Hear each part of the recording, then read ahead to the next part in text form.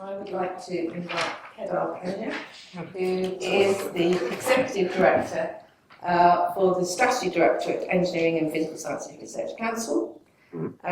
He works in partnership with senior stakeholders across UKRI, government, industry and academia to support research that addresses some of the biggest challenges, driving economic growth to delivering clean energy, and helping the disruptive new ideas and technologies that keep the UK at the cutting edge of engineering and physical sciences. So thank you very much for joining us, Kedar, and for sharing updates from UKRI. Can you hear me?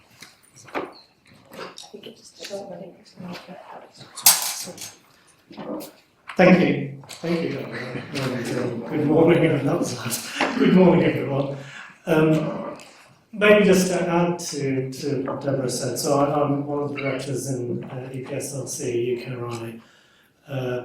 I wear various hats. I look after, I'm fundamentally responsible for, with a large team, energy-related research in EPSRC, working with Louise Heathwaite as the SRO for Clean Energy in UKRI. We'll come to that in the presentation.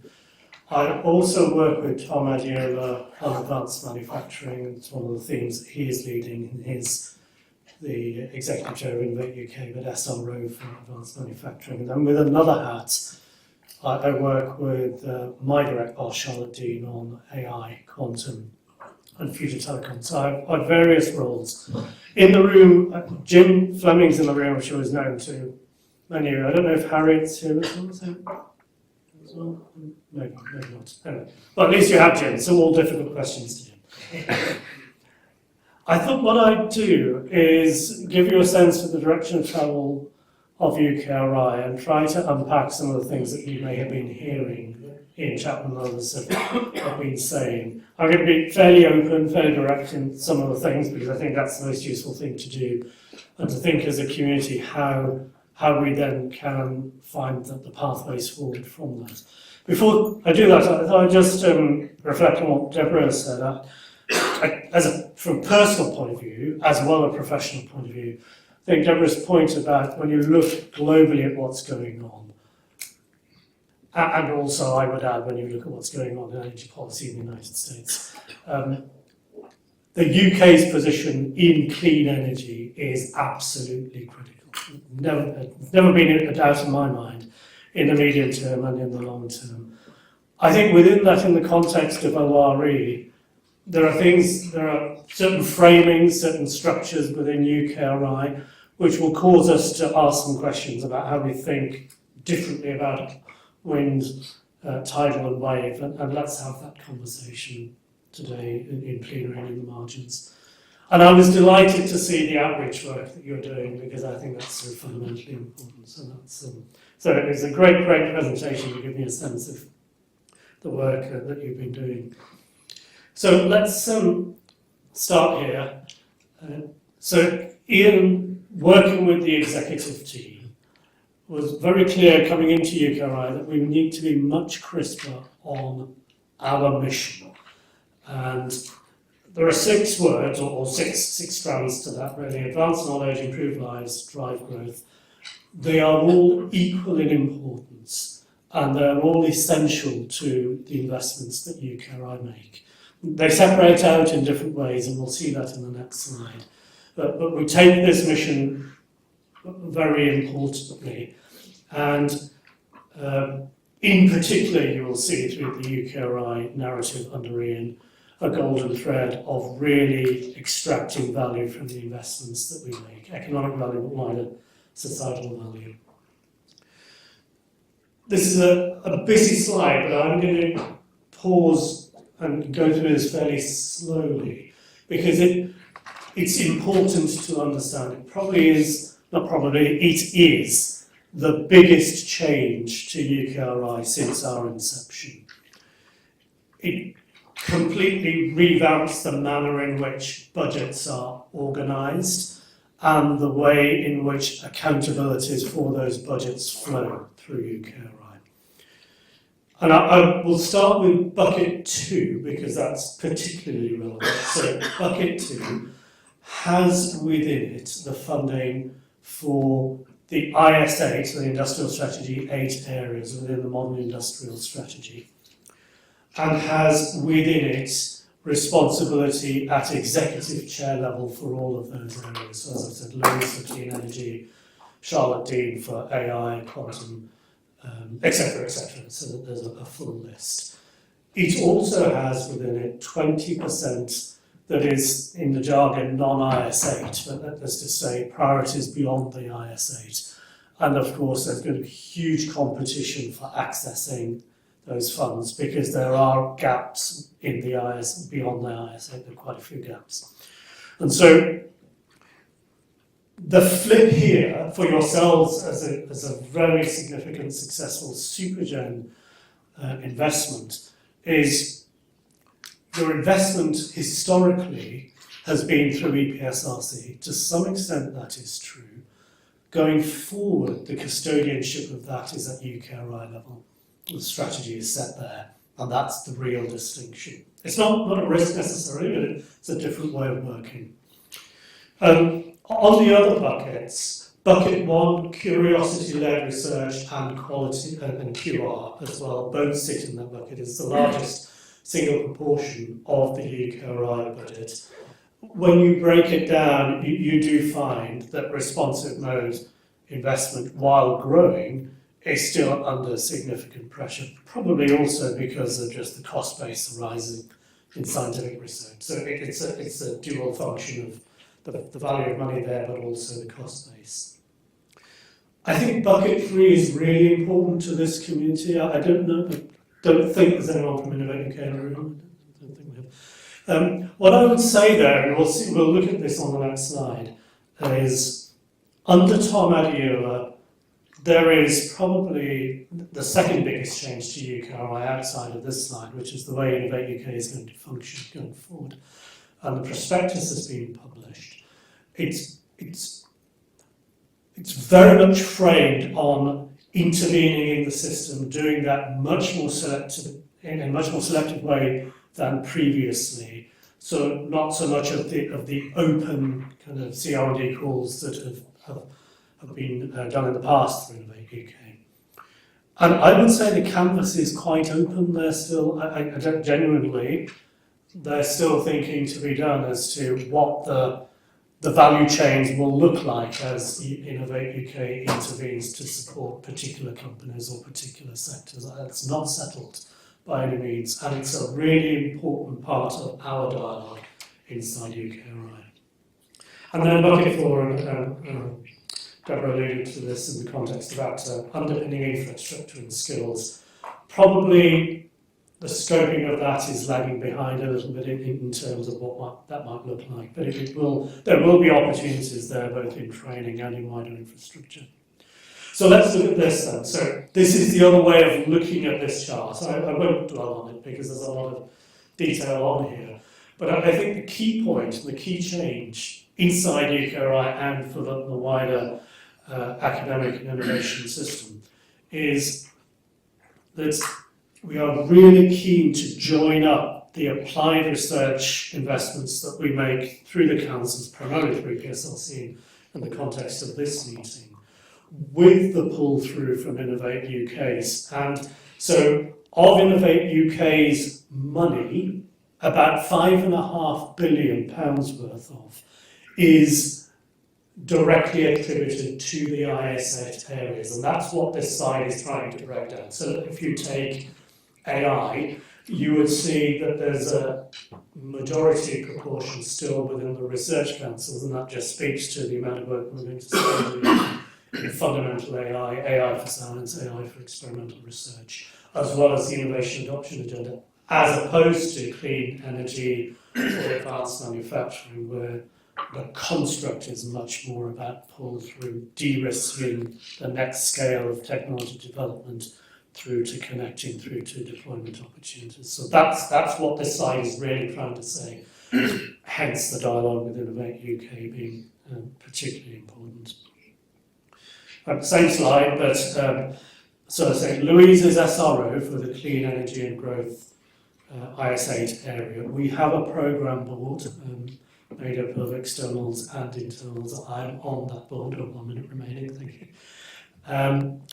And unfortunately, the next programme board is tomorrow, so unfortunately I'm not able to talk in detail about some of the plans, but it is being framed by the Clean Energy Industries Sector Plan.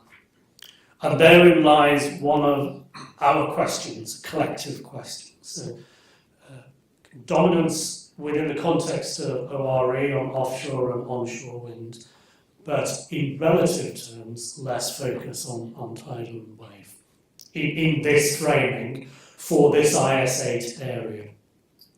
So I think I've already said what I wanted to say in the context of how we work with Innovate UK. There's a slide from Innovate UK that isn't in the public domain yet, but it's fairly self-evident really in terms of how we might start to help you to work through that means. So I won't labour that. But I want to come to this. So things are looking, feeling different.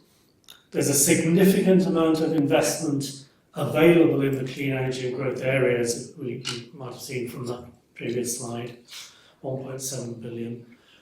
The framing is very much in terms of leverage on investment, which can be an average over the portfolio, but the 3-to-1 leverage figure has been used a lot, and I'm happy to talk about that if that's useful in the near term. So there are hard choices. There is curiosity-driven research for those aspects of the system that come back into the front end of the process. Curiosity does not equal not applied. Of course, we fund a lot of engineering research through that bucket as well. So that's the thing to remember, and the framing can sometimes get misunderstood now. Talk about Innovate UK, and I've talked about the other things. So I've deliberately just been very open with you. I think there are many opportunities. There is a space outside UK. I'm really keen to hear from what colleagues from GB Energy have to say. There's a space beyond this, which is also, of course, talking in the wider system to British Business Bank and National Wealth Fund about the connectivity to the UK portfolio that I haven't touched on. So I think that's me. I don't know if am I taking questions now or I think we'll take questions on the panel. Okay. If that's okay. Is that right?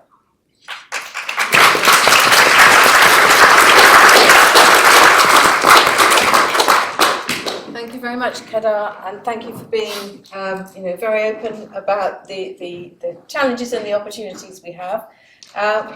We can take questions in the panel discussion, so we'll move on to our next speaker, and we're going to hear from Guy Arnold from GB Energy. So Guy is the Deputy Director for Supply Chain Strategy and Delivery, and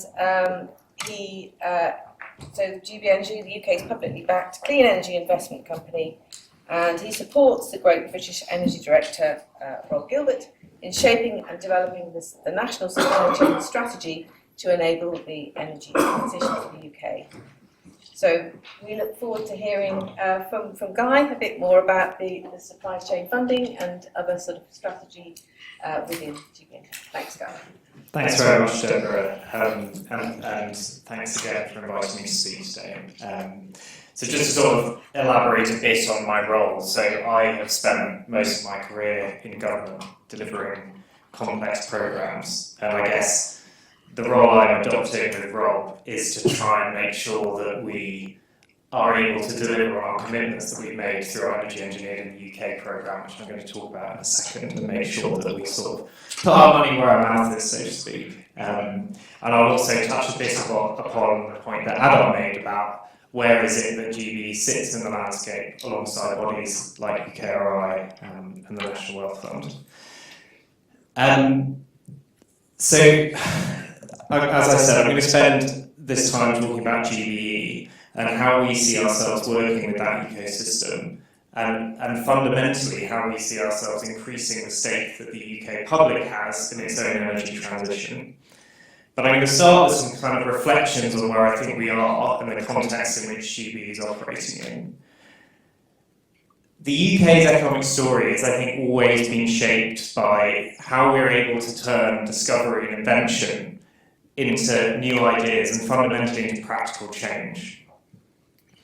If we think through our history back to the Industrial Revolution, how we changed the steam engine into an electrified railway, how we turned the steel industry into an industry that looks at modern materials and digital systems, we've always been at our best when we're able to connect world-class thinking into industrial application.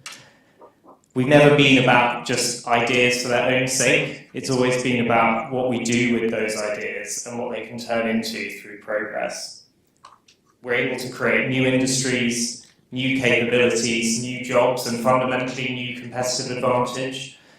And that's what matters so much today, why it matters so much today. I think, others have already touched on the kind of globally uncertain environment that we find ourselves in. And yes, that means that clean energy is more important than ever because it means we need to diversify our energy system. But it also means that the UK needs to do what it's best at and show how it can compete on a global stage to land some of those key opportunities. And our research and engineering capabilities remain one of our fundamental strengths and something we should draw on and build on as much as we can. I think the other opportunity is drawn out in a lot of what Deborah set out earlier in the work that this group has been doing and the level of technological development that we're living through, particularly in the energy sector. I mean, everything from the sort of kit that we're building and the advances in turbine design and floating foundation design through the way that we install and operate that equipment and like innovative solutions and in-situ repair, to also how we monitor those assets through digital optimization and system integration. Like the changes that we're seeing are almost kind of inconceivable if you think even a decade back. But fundamentally, we still need to be able to turn all of that innovation into deliverable results and into societal benefit that allows us to make sure we bring the public along with us on this journey. And getting that right is more than just about maximising deployment. It's about how we turn that deployment into economic benefit delivered by clean energy manufacturing. So that's the context in which GB Energy sees its role. We're here to accelerate clean energy deployment, but we're also here to ensure that the value created by that transition is anchored as strongly as possible in the UK. So in December, we published our strategic plan that set out our three main sector technology focuses. So those are onshore renewable energy, onshore storage technologies, and obviously importantly for this group, offshore renewable energy with a particular focus on floating and deep water wind. Our supply chain programme, which I'm responsible for, kind of looks across those sectors, but we also support sectors that are identified as important through the UK's modern industrial strategy, including hydrogen and CCUS, for example. And we chose those technologies deliberately based on an analysis of where we think we can have the most immediate impact. And that's important for us growing as a company. We need to be able to show to the British public that we can deliver results.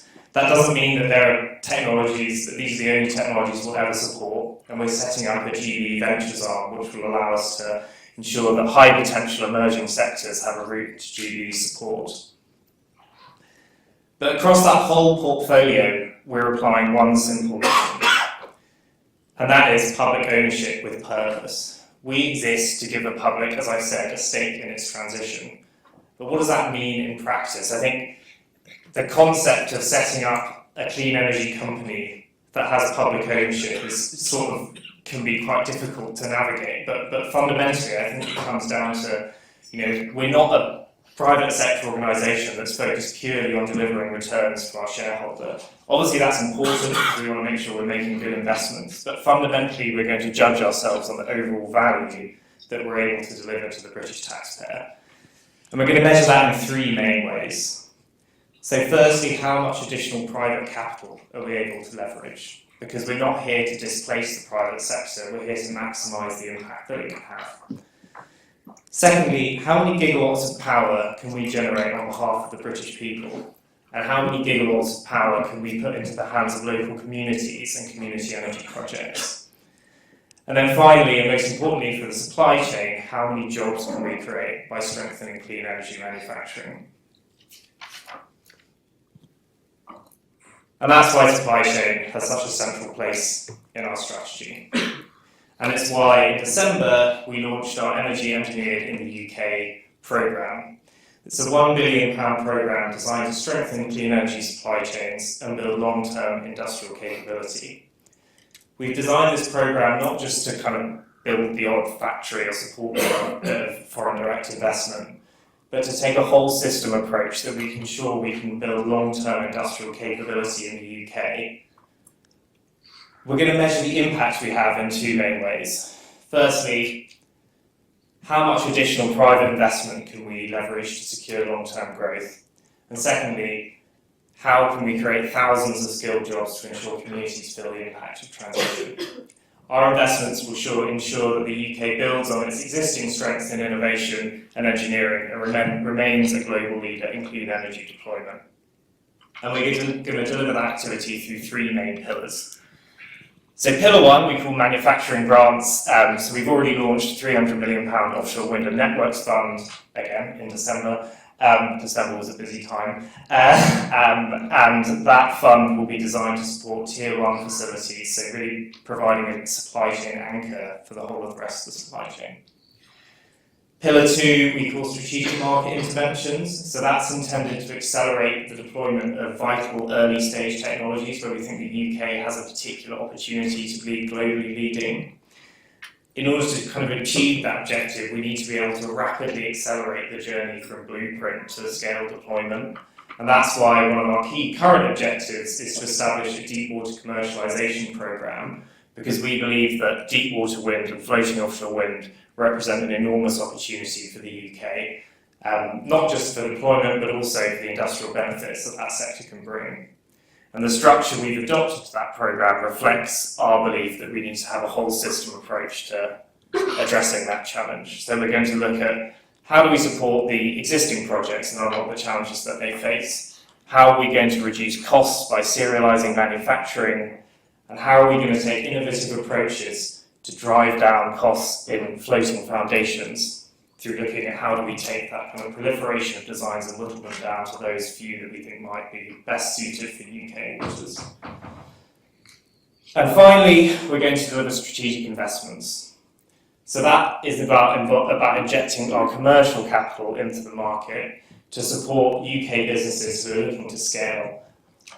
And we will do that by both using our commercial equity, but also our brand equity, and backing businesses by showing that the UK the UK government supports what they're doing, whether that's scaling production for pioneering technology or expanding existing capacity. Clear example of this, not in the offshore renewable energy sector, but in the hydrogen sector, we invested 40 million this month into electrolyser manufacturer ITM Power to support the expansion of their Sheffield facility and bring online its next generation technology, Kronos. Kronos is the result of sustained applied R&D. It's a next generation electrolyser stack that incorporates proven technology that crucially learns from real world experience and is designed to deliver higher efficiency and lower costs at scale. I think the investment shows two things that GB is trying to deliver.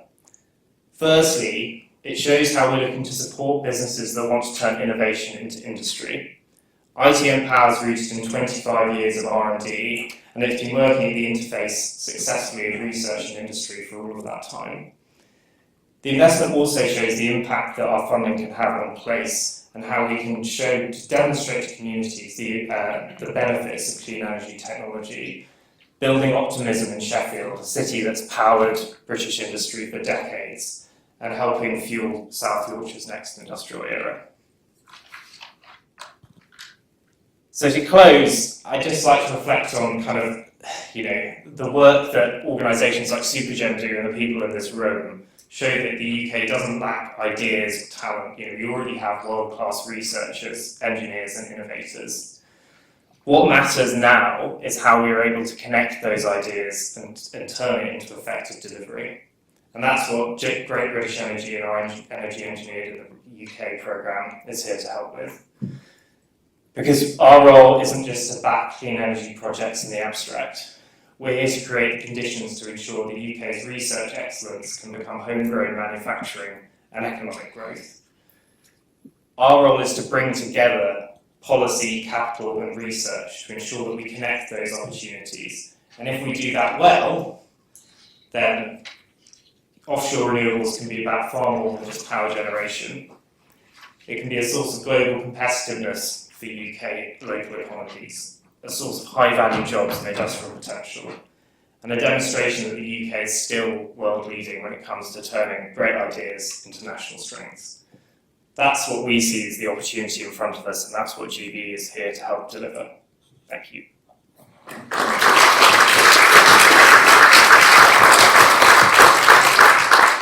Thank you very much, Guy, and